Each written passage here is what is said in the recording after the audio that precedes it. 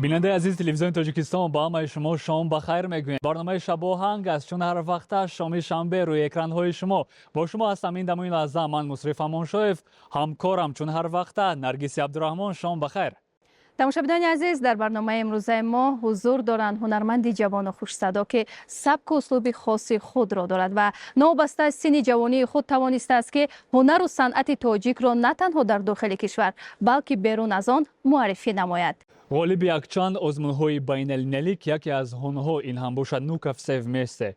فاروق حسنов. شام بخیر. سلام علیکم. شام شما بخیر و شادی بود. خوش آمدید به برنامه شب آهنگ. تشکر زیاد که دعوت کردید. خوراک شام را خورده آمدید؟ حالا نه. انتظارم. بعد از برنامه شما به حد شیرین خواهد گذشت. خیلی خوب. ما نیز اطمینانی کامل داریم که البته برنامه خیلی هم جالب میگذرد. زیرا آهنگ‌های شما را ما انتظار هستیم در این رفتی برنامه اجرا میکنید. در آغاز برنامه میگفتید فاروق که امروزها شما با چه کارها مشغول هستید؟ این روزها گرچند که روزهای آفتابی و روزهای نرم است، یکی از هوایی که فصل بهاری که در وطن آباد ما آفتاب نمایان است، این برای ما یک خوشبختی است و در این روزهای خوشبختی ما فقط با موسیقی و با صدا و با کارهای ایجادی مشغولیم. بس چطوره که با شما هم صحبت بودیم چند روز پیش، شما از فدراسیون روسیه که اومدید از شهر مسکو. در اونجا با چه کارها بند بودید؟ ما راستی گپ کمترک در 30-40% کارمون بسته شده است با فدراسیون روسیه، با شهرهایی که در فدراسیون روسیه قرار دارند. یکی از برنامه‌هایی که بسیار جالب است، بسیار بین‌المللی است. بسیاری می‌دونند که آنجا تاجیکستان غالیبیت به دست آورد و بعد از غالیبیت به دست آوردن ما با تنتنه با ابروی بلند تاجیکانه در همون برنامه رنگی هیئت جوری اعضای حکمان شدم و 2 سال می شود که پای هم مرا دعوت میکنن و من در آنجا دیگر سرایندهایی که به آزمون آمدن با آنها برگزاری میکنم و از برنامه آزاد میکنم. یک زمان خود فاروق در نمون صحنه هنرنمایی میکرد. بله، باید قید کرد که معروفیت بیشتر رو فاروق حسنов محض با غالیبیت در آزمون مذکور به دست آورد، نه تنها در تاجیکستان بلکه در فدراسیون روسیه نیز. خب فاروق، برای شما همچون یک جوان در برابر دیگر هنرمندان شناخته فدراسیون روسیه اعضای هیئت حکمان بودن دشوار نیست؟ زیرا اونجا نه تنها بها میدهیم، بها میدی و باید بهای دادگی خود رو شرح بدهیم. با شرح دادن از همه مشکل ترین شرح دادن است. راست میگوید شما، این از برآمد کردن هم بسیارتر مشکل بوده است. من در فکرم نبود که اونقدر مشکل می شود وقتی که خودم در آنجا نایستاده همین چیزا رو با چشمان خود ندیدم.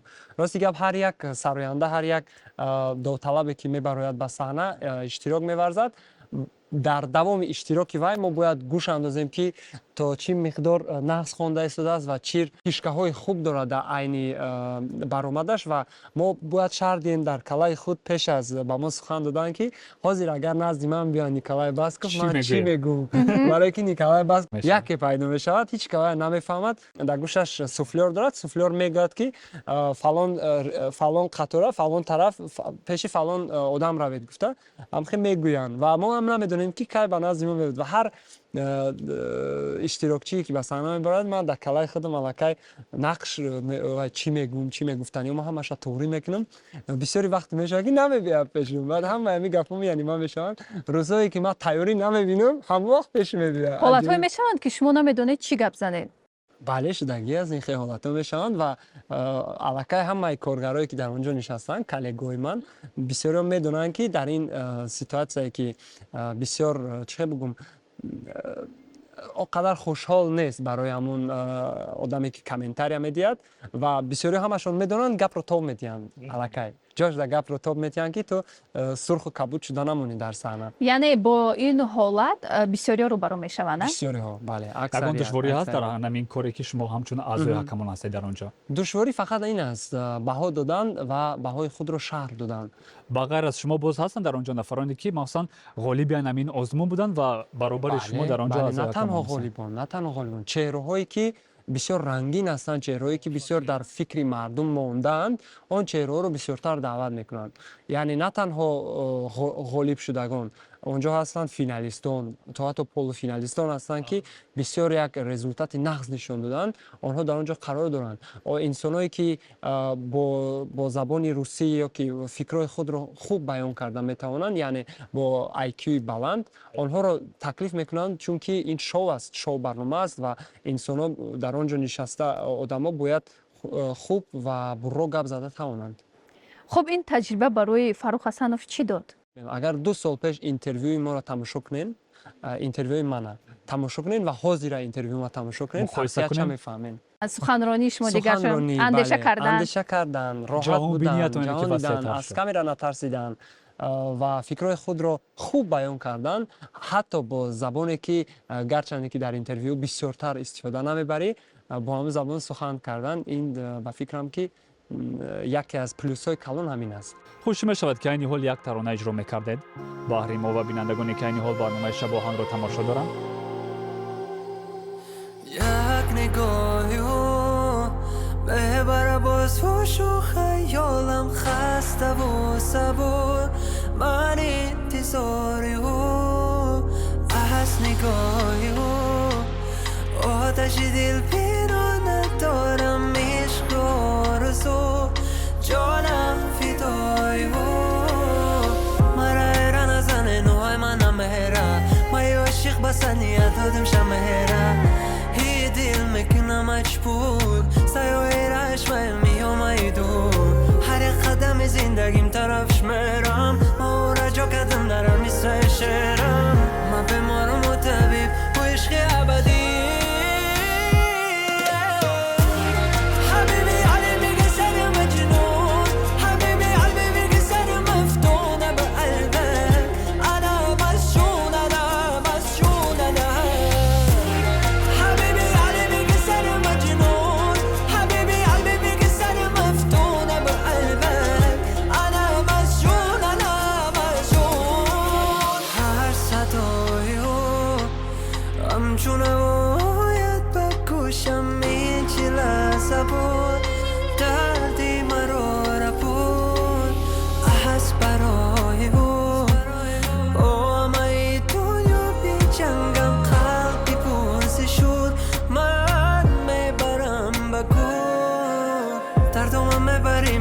شیرین خنده هیو دیگه نمیشوی دل کنده فکرم میزنن ره کوه اورا نبینم دل من میشوه خون دوریشه نمیخوام پرواز که پرنده قدم زده میام و پیش میگنده من بمارم و طبیب و عشقی ابدی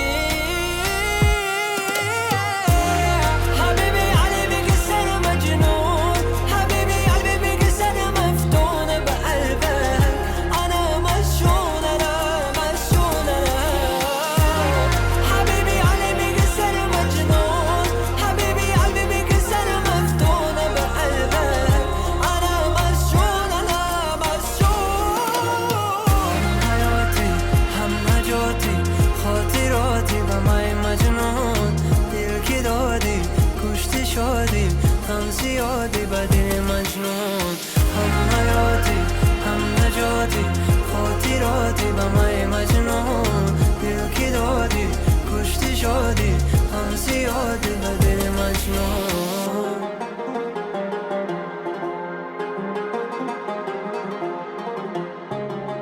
امروز تو یاری من بیمان فردا کنار من بیمان شبها خیال من بیمان شبای سرد تو ماه من بیمان این سرود برای عاشقان روی دنیا بخشیده می شود. خود فاروق عاشق است؟ زیرا بسیاری هنرمندان وقتی عاشق میشوند همین حسیات عاشقی به آنها الهام میبخشد تا آنها سرودهای نو به نو را ایجاد کنند. میدونین این سوالی که شما دادید اصلا عشق، من عشق رو فقط در بین زن و مرد نمیبینم. عشق چند نمود میشه در فلسفه‌ای که در کلای من است. با عشق به وطن، عشق به زبانت، عشق به هنر و استعدادی که دارد. بله عشق به هنرت، عشق به مادرت، عشق به خانواده و با زنت، همه این چیزا. و عشق برای من باز یک الهه دیگه است، عشق برای شنوندگان من. و چی کاری که حاضر من دارم، چی فعالیت موسیقی که من دارم، همش برای آنها است. ولی جواب به سوال شما که اگر عشق نمیشد حالا فروخ حسنов نمیشد. ماه سپتامبر سال 2025 شما باز در یک آزمون دیگر یعنی که اشتراک کردید، اینترویدنیا 2025 در شهر مسکو برگزار شد. در آنجا نیز 23 دولت اشتراک کردند. در آنجا شما یعنی که اشتراک کردید و جای پنجم را گرفتید. بله. پاداش همین آزمون چی بود؟ فدراسیون روسیه را از یوروویدنیا برطرف کردند. اینها آزمون خود را تشکیل کردند. آزمون خود را، آنالوگ خود را تشکیل کردند و گفتند که ما هم به یاردم شما اینقدر یعنی میتونیم همین کار را کرده و در اینترویدنیا دولت‌های اشتراک ورزیدند که در یوروویدنیا نمیتوانند. یعنی که ما آسیا هستیم، دیگرها آمریکا هستند، دیگرها مثلا یونجا دیگه. یوروویدنیا فقط برای دولت‌های اروپا بود و اینترویدنیا برای دولت‌های آسیا و افریقا و امریکا و این دولت‌های دیگر طرف. 23 دولت‌های روی دنیا اشتراک ورزیدند و برای من شخصا باعث افتخار است که تا 5 تاجیکستان رو برآوردیم در تمام دنیا. برای اینکه بعد از ما ازبکستان، قزاقستان، هندوستان، خیتای دولت‌هایی که به حد پیش رفتن بینن که و در بین قدر دولت‌ها بعد ما جا گرفتن، برای ما یک فخر است. اگر من خطا نکنم سال 2009 یا که 2010 آخرین مراتب از تاجیکستان تخمینا نیاز و اشتراک کرده بود. بله اونجا هم غالب شده بودن. بله بعد از اون یعنی که اینترویو دیگر برگزار نشد. بله و دوباره سال 2025 یعنی که برخورد کردن. بله. با فکر شما بهترین جایزه برای شما کدام جایزه است؟ با فکر من بهترین جایزه این یافتن قلب شنوندگان خود. مهر و محبت مخلصان. مهر و محبت مخلصان از همه گرانترین مکافاتی که جایزه‌ای که به هر یک سراینده داده می شود این است. برای که ما میفهمیم اینا در عقلمون این را علاقه وارد کرده که به اونها ما کسی نیستیم. 5 سال می شود که در صحنه پروفسیونال یعنی که کار و فعالیت دارد. برای شما همچون یک جوان دشوار نیست؟ گرچند که من آرزو میکردم این روزها رو، چون که هر یک دوست و یکانی که در راه ها میبینیم، سلام میکنیم، عکس میگیریم، این برای من یک دولت است. دلیر نظرف یک گپی خوب دارد، میگوید که از آن روزی ترس که درباره تو گپ نزنند. وقتی در اطراف تو گپ میزنن یعنی تو شخصیت هستی. فاروق همگی چند یک ماه پیش تقریبا آخرین ترانه‌ای که شما همراه کلیپ یعنی که پیشنهاد کرده بودین نام داشت جهانم. بله. اینو درباره همین کلیپ حالا در اکران پیدا شد، درباره همین چیز می‌خواستیم که همراه شما هم صحبت شده باشه. اصلا سرود جهانم این ریمیکس یک سرود یونانی که تقریبا 16-17 سال پیش برآمده بود و بسیار مشهور شده بود. ورتوس هم خیلی نام دارد. مؤلف همین سرود. بله مؤلف سرود اساسیش همین انسان است و این سرود بسیار به من پسند آمد. من خواستم که با زبان تاجیکی این سرود رو تبدیل دهم و اصلا نخواستم پیشکش مخلصا کردن، خواستم برای خودم اینا خونم. و استعدادی یعنی که هنرمندی اکتوری نیز دارد. ببینید. بله. از کجا است این استعداد؟ بسیارتر این استعداد من بسیارتر میخواستم که اکتور فیلم ها شوم. خواستم که همین تالنتی که شما میبینید همینا در کلیپ های خود استفاده برم. تماشاچیان عزیز این لحظه سرود جهانم را یک جای میشنویم، بعدا صحبت را ادامه میدیم.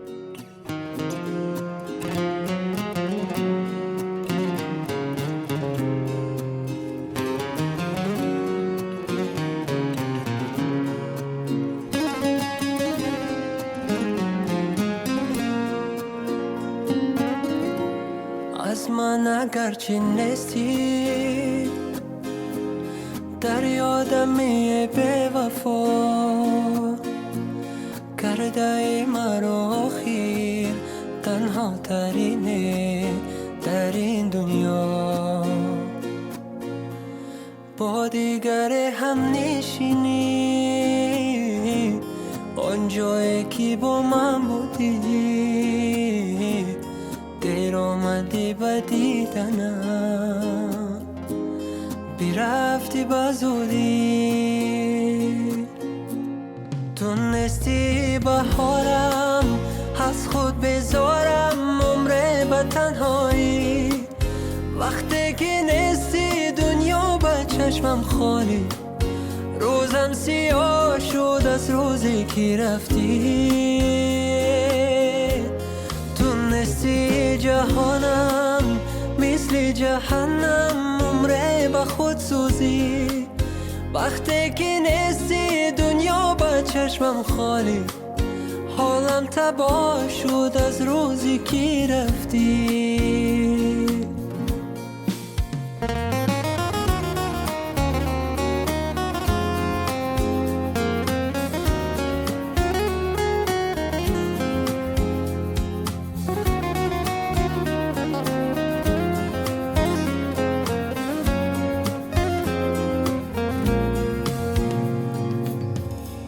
هر جا که باشی خوش باش خواهم که غم نبینی گر با دیگری باشی گاهی به شبها یادم بیاد دوستم اگر نداشتی عشقم اگر چی کشتی آن لحظه های رفته رو از یاد خود نبر تو نیستی بهارم از خود بذارم عمره به تنهایی وقتی که نیستی دنیا با چشمم خالی روزم سیاه شد از روزی که رفتی تو نیستی جهانم مثل جهنم عمره به خود سوزی وقتی که نیستی دنیا با چشمم خالی عالم تباه شد از روزی که رفتی تو نیستی بهارم از خود بذارم عمره به تنهایی وقتی که نیستی دنیا با چشمم خالی عالم تباه شد از روزی که رفتی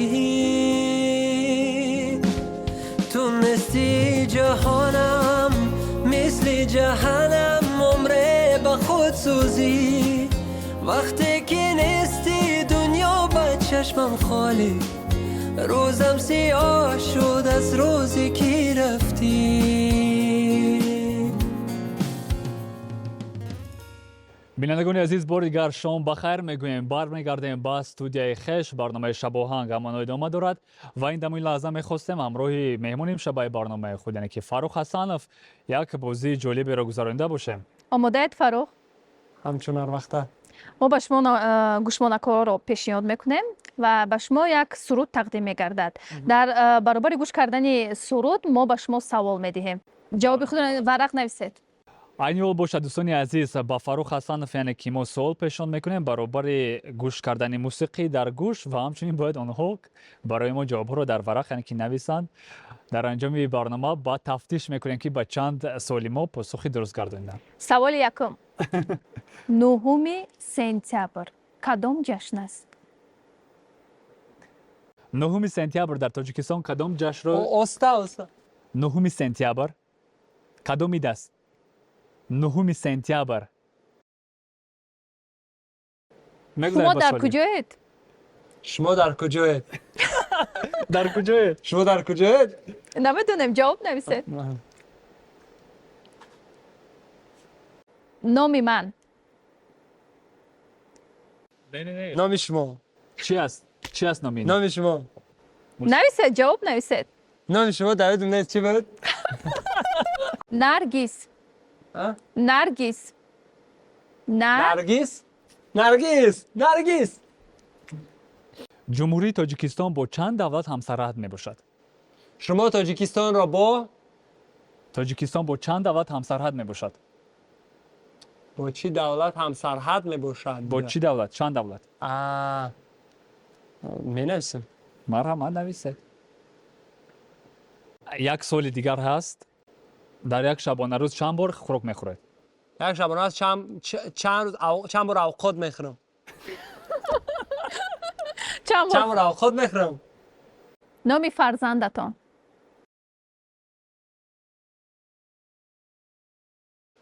نام فرزندم. یک سوال دیگر برای شما. یک سوال دیگر برای شما. عینک‌هایت کنی؟ عینک‌هایت کنی؟ یک بار دیگر. عینک‌هایت کنی؟ اکتور؟ نه عینک‌ها در چشم شما بود. فرزندداری آنها رو در کجا گذاشته؟ یه بار دیگه عینک‌های شما کنی؟ عینک‌ها. نمیفهمم. عینک‌ها عینکای من کنی. کنی اینا سوال‌ها رو برای شما پیشنهاد کردیم. در آغاز یک کمک تنبلی کردید، بعداً اینکه خوب از بودش برآمدید. از سوال یکم بود که در کجا قرار در داشت؟ کجا قرار دارید؟ در تلویزیون تاجیکستان برنامه شب آهنگ. دویم سوال چی بود؟ نامی نامی همکارم یعنی که همکار شما نرگس خانم. سیم سوال. تاجیکستان با کدام دولت ها همسرحد است؟ بله. افغانستان، ازبکستان، قرقیزستان، خیلی. بعد در یک روز چند بار شما خوراک میخورید؟ خوراک میخورید؟ یک دو مرتبه روزا میشه که سه مرتبه. بله. آخرین سوال برای شما پیشنهاد کردیم که نام فرزند شما چی است؟ بله، یمین. یمین حسنویچ. بله. با ما اصلا میگیم شما رو فروخ. بهترین واقعا نمازوده این بازی برآمدید؟ رحمت. بسیار مشکل بود دوستان عزیز، بسیار مشکل بود، اما باوری نداشتم که از لیک شما زیرک بودید فروخ. رحمت. فروخ شما در صحنه‌های بزرگ، در صحنه‌های بین‌المللی اشتراک کردید، هنرنمایی کردید، اما همون اولین صحنه‌ای که شما در اونجا هنرنمایی کردید در یاد دارید؟ صحنه صنف یکمین، صحنه ایدئالیو در مکتب میانه رقم 5. با کدام سرود هنرنمایی کردید؟ девушку полумесяцем дров. من با دختر На щечке родинка, в глазах любовь. عقلم رو بود خالی سیاه، دل پاره کرد تقی نگاه. با هم میسرود. از کجا پیدا شد مهر و محبت به صنعت؟ در عائله صنعتکار هنرمند به دنیا آمدید؟ سرود و موسیقی در دل پیدا شد اول. وقتی که در دل پیدا شد، برای من چند سالها لازم بود که من این چیز رو درک کنم.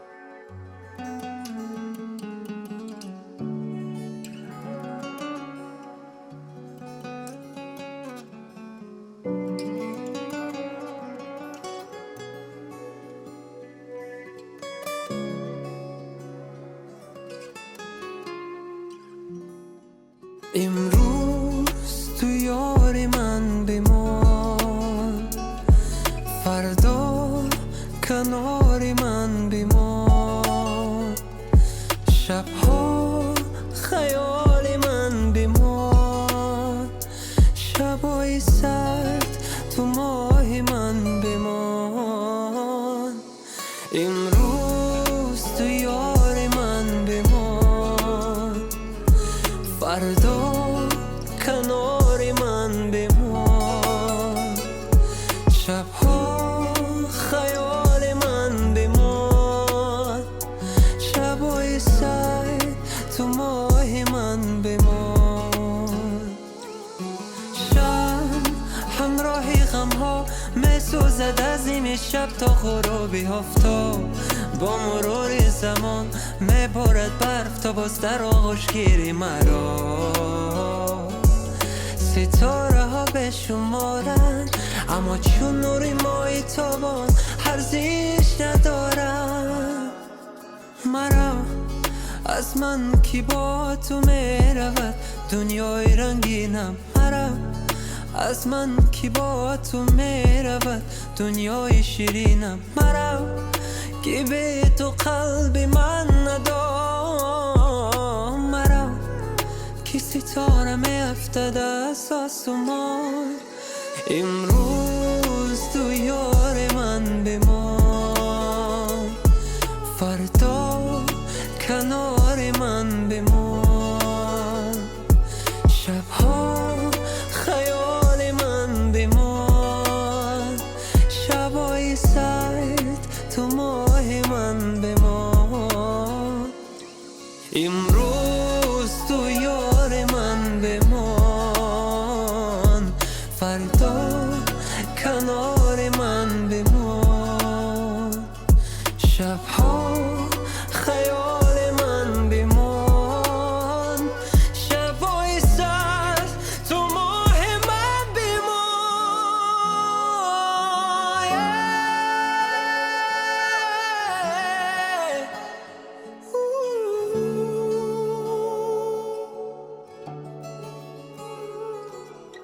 شبای سرد، شبای سرد.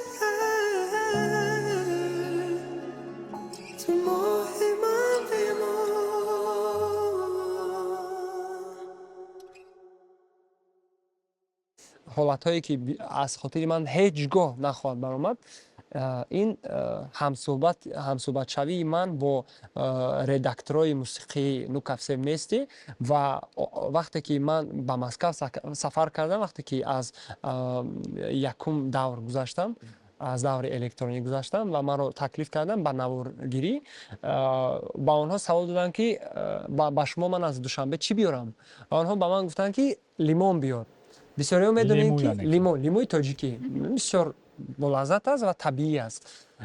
Дар Москов ин хел чизор нест. Лимон дар онҷо намебарояд. Ва вақте ки онҳо аз дигар давлатҳо вориди кишвар мекунанд, мисли сунъӣ аст лимои онҳо. 100% сунъӣ аст. Яъне онро хӯрда намешавад. Бисёр турш аст. Ва вақте ки ба ман лиму фармоиш доданд, тавсия доданд ки 3 нафаранд, ба ҳар сешон дутаи лимонбар нағз мешавад. Яке аз бозорҳои шаҳр лимонҳои калони қимати хушрӯи фасон тоҷикона 6 дона лимон харидорӣ кардам ва ба Москав бурдам. 6 дона лимонро ҳадия кардам ва 6 миллион рублӣ буридем. 6 лимон бубинед дар ҷо 6 миллион рубли русӣ. ҳикмат дорад. Бале, миллионро русо лимон мегӯянд. Бале. ва як дар анамин эҷодиёти шумо як лаҳзаи фаромӯшнашавандаи дигар он аст ки шумо махсусан дар консерти сарояндаи рус Баста дар Лужники, майдони Лужники яъне ки баромад кардед, тақрибан 80 000 нафар тамошобин. биёед камаки дигар дар бораи анамин чиз маълумот медодед? Лужники яке аз стадионҳои калонтарини Федератсияи Русия ба ҳисоб меравад ва тақрибан 45-50 ҳазор ҷои нишаст дорад. Ва дар консерти Баста, яъне ду рӯз консерт дошт пайҳам, ду рӯз 80 ҳазорӣ ҷамъ кард. Барое ки ҷое ки стадион аст, ҷое ки одамҳо футбол бозӣ мекунанд, унҷо ҳам одамҳо рост истода тамошо доштанд консерта. Албатта 25-30 ҳазор дигар бо нихе инсонҳо буданд. бисёр як маросими калонтарин ва яке аз фаромӯшнашаванда дар ҳаёти шахсии ман, дар карьераи шахсии ман буд. бинандагони азиз, инҷо мо оҳиста суҳбати худро, барномаи Шабоҳангро ба анҷом мерасонем. Фаррухҷон, воқеан ҳам суҳбати ҷолиб буд. Мо намехоҳем суҳбатро ба анҷом расонидан, лекин вақти ҷудо гардида барои барномаи мо ба анҷом мерасад. Мо ба шумо мегӯем ташаккур барои чунин як суҳбати ҷолиб. Воқеан ҳам як суҳбати хотирмон баргузор гардид. Фикр мекунем ба тамошобинон низ писанд омад. Боригар хушомадед. Мо ба шумо дар эҷодиётатон боз ҳам муваффақиятҳои навбанавро таманно дорем ва дар ояндаҳои наздик интизор ҳастем ки боз дар дигар озмунҳои байналмилалӣ Тоҷикистони азизро муаррифӣ мекунед. боз ҳам аз шумо умедворам ки дар барномаҳои ояндаи шумо худо хоҳад мо ширкат хоҳам варзид ва шумо мо таклиф хоҳед кард. саломат бошед барои қадар суҳбати ҷолиб. ташаккури зиёд. бинандагони азиз, дар анҷоми барнома бошад як таронаи дигар дар иҷрои Фаррух Ҳасанов мешунавем. фикр мекунам суруди рақсӣ мешавад. доимо бо барномаи Шабоҳанг махсусан телевизиони Тоҷикистон бимонед ва ҳамчунин ба саҳифаҳои иҷтимоии мо обуна шавед. хайр.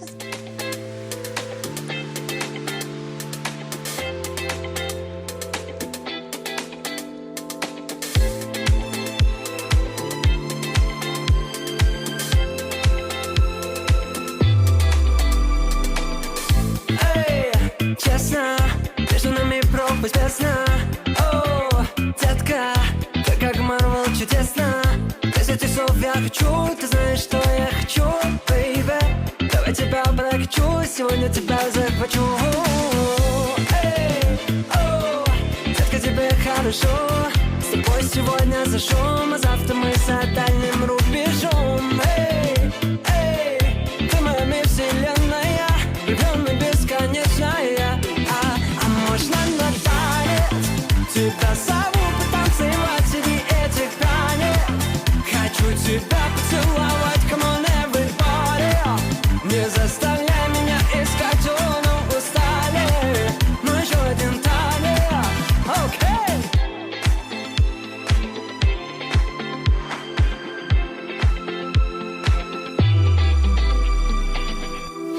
Украла ты мое внимание себе. Я хочу, чтобы ты заняла следы. Уплыла и оставила меня судьбе. Я хожу по пути звезды. Я взлечу, ты взлетишь. Горы разделили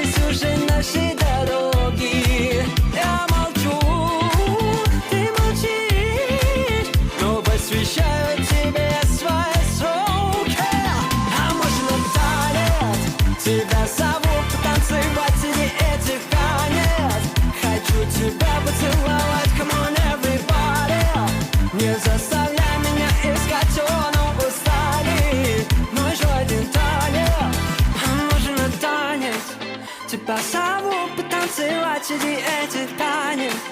Хочу тебя поцеловать, come on, everybody.